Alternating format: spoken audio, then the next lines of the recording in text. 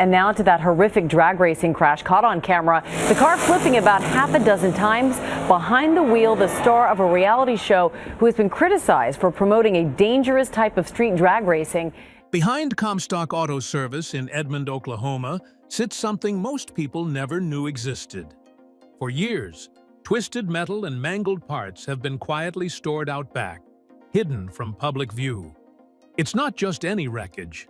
It's the remains of a car that nearly killed one of Street Outlaws' biggest stars. What Daddy Dave kept behind his shop tells a story about survival, determination, and the brutal reality of street racing that nobody talks about. The decision to preserve these remains wasn't just about nostalgia or parts. It represented something darker, something more complex. What really happened to create that wreckage? And why has it stayed there all these years? The answer is more unsettling than you'd think. The wreckage nobody knew about. Most Street Outlaws fans know Daddy Dave drives a beast called Goliath. What they don't know is that there are actually multiple versions of this car, and the original one's twisted remains have been sitting behind his shop for years. The battered remains of the first car are still parked behind his shop, Comstock Auto Service, in Edmond, Oklahoma. This isn't some pristine show car tucked away in a garage. We're talking about a contorted, mangled shell of what was once a 1963 Chevy Nova. Its contorted shape hangs around like an eerie presence you don't want to see but can't look away from. The metal is twisted in ways that shouldn't be possible. The frame is bent beyond recognition. Looking at it, you'd never believe someone walked away from whatever created that level of destruction. For months after it appeared there, people wondered why Dave kept it.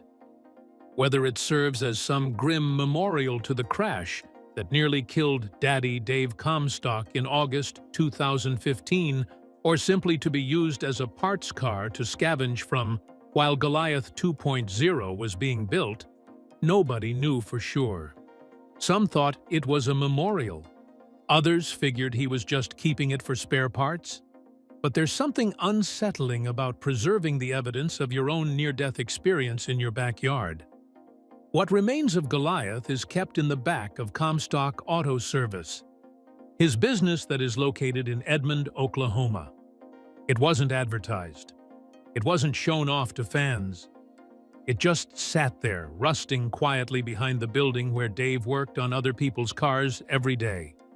Imagine going to work and having to walk past the twisted metal that almost became your coffin. That takes a certain kind of person. The wreckage became an open secret in the racing community. People who visited the shop knew about it.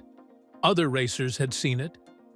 But to the general public watching Street Outlaws on their couches, this pile of destroyed metal sitting behind Dave's business was completely unknown. Until 2016, when Hot Rod magazine did a feature on Goliath 2.0 and mentioned the original's remains were still there. Most fans had no idea. August 1st, 2015. To understand why that wreckage exists at all, you have to go back to the night everything went wrong. August 1st, 2015. Amarillo Dragway in Texas. A no-prep race, which means the track wasn't treated with the usual sticky compounds that help cars grip. Just raw asphalt, making it more like actual street racing. Dave was driving the original Goliath, his nitrous-fed 1963 Chevy 2 Nova. Just weeks after being completed last July, Dave drove the first version of Goliath at a no-prep race in Amarillo, Texas. The car was brand new. He'd only had it a few weeks. This was supposed to be its moment to shine. The green light flashed. Both cars launched. Almost immediately, something went wrong. The Nova got loose, meaning it lost traction. Dave tried to correct, but on an unprepared surface with that much power, there's only so much you can do. Shortly after the race commenced, he lost control of his nitrous-fed Chevy 2, known as Goliath, causing the vehicle to slam into a concrete barrier and roll 6 times. 6 times. Let that sink in. The car didn't just spin out. It didn't just hit a wall. It catapulted, barrel-rolled 6 complete times down the drag strip. Some of the most violent we have ever seen a drag race car suffer, according to the racing website Bang Shift. People in the stands were screaming. Other racers sprinted toward the wreckage. Everyone feared the worst. When the car finally stopped rolling and settled on its wheels, nobody knew if Dave was alive or dead. The front end was completely mangled. The body was destroyed. And then came the detail that made everything even worse. The worst of the injuries was a concussion from a fully charged nitrous bottle that shot out of the window, but not before striking him in the helmet on its way out. During the crash, one of the nitrous bottles broke free from its mounting. Propelled by the escaping gas still inside it, the bottle turned into a projectile inside the car. It struck Dave directly in the head before shooting out the side window. His helmet saved his life. If he hadn't been wearing proper safety gear, that bottle would have killed him instantly. But even with the helmet, the impact was devastating. He suffered a serious concussion, a bruised lung, and plenty of bumps and bruises. According to his wife, Cassie's Facebook updates from the hospital, Dave had no memory of the crash. He didn't remember getting in the car. He didn't remember the race. He didn't even know where he was. He had other injuries to contend with. A separated shoulder that left his right arm immobilized for several weeks. A bruised lung, myriad other bumps and bruises, and a wrecked car. His right arm was completely immobilized. He couldn't lift it, couldn't use it. His lung was bruised so badly that breathing hurt. And the concussion was serious enough that doctors kept him in the hospital for observation, worried about brain swelling. The really disturbing part? It appears to have broken free. And if that were the case, Comstock would have been flopping around inside the car through those rolls. Racing analysts looking at footage of the crash noticed that Dave's seat appeared to have broken free from its mounts. If true, that meant Dave was being thrown around inside the car like a rag doll through all 6 barrel rolls, with nothing holding him in place except his harness. The decision to keep it. Most racers would have hauled that wreckage straight to a scrapyard, cut their losses, move on, try to forget. But Dave didn't. The good news was that the drivetrain survived the crash undamaged, and he and his crew just needed to find a new home for those parts. So why not build another Nova? Before Dave even got out of the hospital, a fellow racer named Buddy from Northern California sent him another 1963 Nova. Friend and Northern California racer Buddy actually sent Dave this 1963 Nova and refused to take a dime for it. It was on the transporter heading to Oklahoma before Dave was discharged from the hospital. The racing community rallied around him. They wanted him back on the track. But when that new car arrived and Dave started planning Goliath 2.0, he made a choice that confused a lot of people. He kept the wreckage of the original. He had it hauled back to Oklahoma and placed behind his shop. Some speculated he was going to use it for parts, scavenging whatever components survived. But months went by, and the wreckage just sat there, untouched, rusting. The twisted remains of the first Goliath lingered behind his shop while the replacement came together. A reminder of the crash and the motivation to keep going. That's what Hot Rod magazine called it in 2016. A reminder. But a reminder of what exactly? Of how close he came close to dying. Of what can happen when things go wrong at 150 miles per hour. of why every pass down the track could be your last. Dave has never publicly explained why he kept it. In interviews, when asked about the crash, he usually deflects or talks about building Goliath 2.0 instead. He's never said, "I kept the wreckage because," or "it means this to me." The closest anyone's gotten is that vague statement about it possibly being a memorial or maybe just for parts. But here's the thing about trauma. Sometimes people need tangible reminders of what they survived. Sometimes keeping evidence of your near-death experience is a way of processing it, of proving to yourself that you made it through. And sometimes it's a warning to yourself about what could happen if you're not careful. For years, that twisted pile of metal sat behind Comstock Auto Service, visible to anyone who knew where to look, but never really explained or discussed. Dave used to run Comstock Auto Service in Edmond, Oklahoma. However, the shop is now permanently closed. The shop is permanently closed now, which raises new questions about what happened to the wreckage. He did it again. Here's where the story gets even more unsettling. You'd think after nearly dying in a crash that violent, Dave would be more cautious. You'd think he'd take his time, double-check everything, maybe dial back the aggression just a bit. You'd be wrong. In June 2021, during a No Prep Kings event at South Georgia Motorsports Park, Dave was racing against Bobby Ducote. While competing in a No Prep Kings event, he lost control of Goliath 2.0 after crossing the finish line, resulting in a collision with the guardrail. This was Goliath 2.0, the replacement car he'd built from the wreckage of the original. Comstock was competing at the Street Outlaws No Prep Kings NPK event at SGMP, racing alongside Bobby Ducote in the opening round of the Race Your Way In program, when he lost control of the car in the shutdown area at the close of winning run and slammed hard into the wall. The crucial detail here, this happened after the finish line. Dave had actually won the race. But then, in the shutdown area where racers are supposed to be slowing down safely, something went wrong. According to Dave's explanation on his YouTube channel, right after the 1/8 mile it got loose, turned sideways on me really quick, and I couldn't recover it, and we blasted the wall.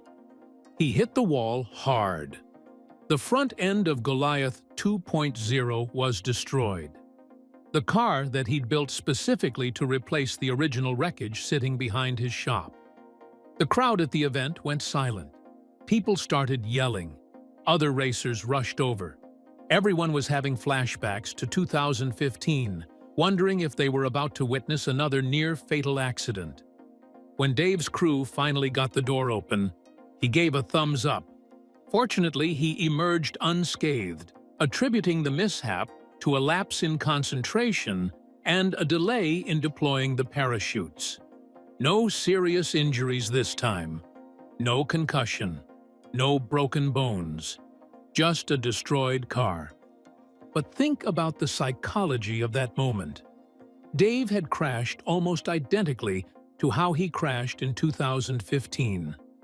Lost control. Hit the wall. Car destroyed. The only difference was that he walked away without injuries. Dave took full responsibility, acknowledging the need for heightened focus during races. In his YouTube video explaining what happened, he was surprisingly candid. He didn't blame the track. He didn't blame the car. He said he got loose and couldn't recover it. Some might call that honest. Others might call it a warning sign. The pattern nobody wants to talk about. Here's what makes all of this so disturbing. Daddy Dave has earned a reputation in the racing community as the guy with 9 lives. People joke about it. They marvel at how he can walk away from crashes that should kill him. But nobody wants to ask the uncomfortable question, how many lives does he actually have left? He's had 2 widely reported wrecks, the big one in 2015 and another in 2021, but he rebuilt, returned, unveiled a new Audi S5 No Prep Kings car, and even snagged an NPK Invitational win. After the 2021 crash, Dave did what he always does. He rebuilt. He came back. He kept racing. He even unveiled a completely new car, an Audi S5, to compete in No Prep Kings. The racing community celebrates this. They call it determination. They call it resilience. They call it passion for the sport. And maybe it is all those things, but it's also risky behavior that's already nearly killed him once and came close a second time. The wreckage behind his shop represented more than just a crashed car. It represented the dark side of street racing that nobody wants to acknowledge. These aren't professional NASCAR drivers with million-dollar safety equipment and track medical teams on standby. These are guys racing modified cars on unprepared surfaces, pushing the limits of physics and luck. Dave was lucky to be alive, and he has no recollection of the accident. That's not a badge of honor. That's a traumatic brain injury.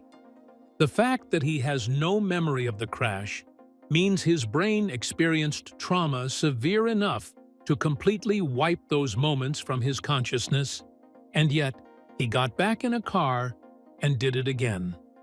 The most chilling detail about both crashes is how similar they were. In both cases, Dave lost control. In both cases, he couldn't recover. In both cases, the car hit a wall. The only difference was the severity of injuries and pure luck. One nitrous bottle projectile in 2015 versus walking away unscathed in 2021. That's the difference between catastrophic injury and another day at the office. What nobody talks about is the psychological impact. Dave has 3 kids with his wife, Cassie. After the 2015 crash, Cassie posted on Facebook expressing how thankful she was that Dave survived, saying she was sure he'd be back racing, but that he needed time to heal. That's the spouse of a street racer talking, accepting that this is what he does, even though it almost killed him. What it all means for Daddy Dave. Today, Dave continues racing. He competes in No Prep Kings events.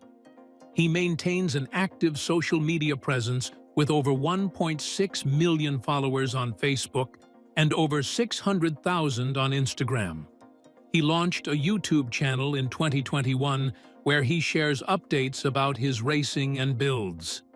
To his fans, he's a hero who refuses to give up. But his business, that is located in Edmond, Oklahoma, however, the shop is now permanently closed. Comstock Auto Service, where the wreckage sat for years, is permanently closed. What happened to the original Goliath's remains when the shop closed is unclear. Dave hasn't addressed it publicly.